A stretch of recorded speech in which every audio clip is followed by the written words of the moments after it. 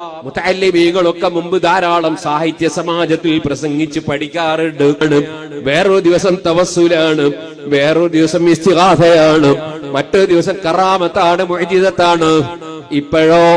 ഇപ്പൊ സാഹിത്യ സമാജത്തിൽ പ്രസംഗിക്കുന്ന കുട്ടികളും അവർക്ക് പറയാനുള്ളത് ഗുജറാത്താണ്, കാശ്മീറാണ്, ചന്ദ്രയാനാണ്. അതുപോലെ തന്നെ അവർക്കും പറയാനുള്ളത് ആധുനിക ഉപകരണങ്ങളെ കുറിച്ചാണ്, ശാസ്ത്രീയ കണ്ടുപിടുത്തങ്ങളെ കുറിച്ചാണ്. ഞാൻ ചോദിക്കട്ടെ, നമ്മുടെ തവസ്സുൽ പിന്നെ ആര് പഠിക്കും? നമ്മുടെ ഇസ്തിഗാസ ആര് പഠിക്കും? കറാമത്തിനെ കുറിച്ച് ആര് പ്രസംഗിച്ചു പഠിക്കും? ആര് മുഅ്ജിസത്തിനെ കുറിച്ച് ചർച്ച ചെയ്യും? എന്റെ പ്രിയപ്പെട്ട മുതഅല്ലിമീങ്ങൾ, നിങ്ങളെ പ്രസംഗങ്ങൾ നിങ്ങൾ സാഹിത്യ സമാജത്തിലാണെങ്കിലും അല്ലാത്ത സ്ഥലത്താണെങ്കിലും ദീനിയായ മൗദൂഅകൾ, ദീനിയായ ചർച്ചകളിൽ നിങ്ങൾ പ്രസംഗിച്ച് പഠിക്കണം, നന്നായി പഠിക്കണം. ഞാൻ മർക്കസിൽ പഠിക്കുന്ന കാലത്ത് ഞങ്ങൾക്കവിടെ മന്ത്രിസഭയുണ്ടായിരുന്നു, ഞാൻ പ്രധാനമന്ത്രിയായിരുന്നു. വിഷയം എന്താണ്?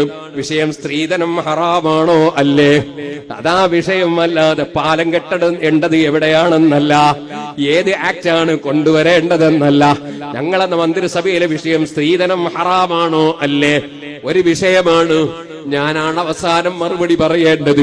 പഠിക്കാൻ ഞാൻ പല ആലിമീങ്ങളെയും സന്ദർശിച്ചിട്ടുണ്ട്, പലരെയും കണ്ടിട്ടുണ്ട്, അതിന് മടി തോന്നിയിട്ടില്ല.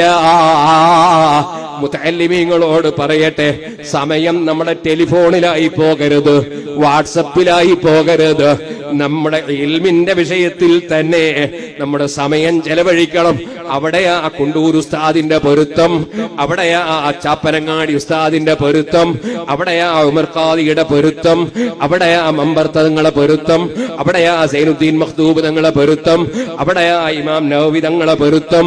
അന്നൽ ഇസ്തിഗാല ബിൽ ഇൽമി മിൻ അഫ്ളലി ത്വാആത്ത്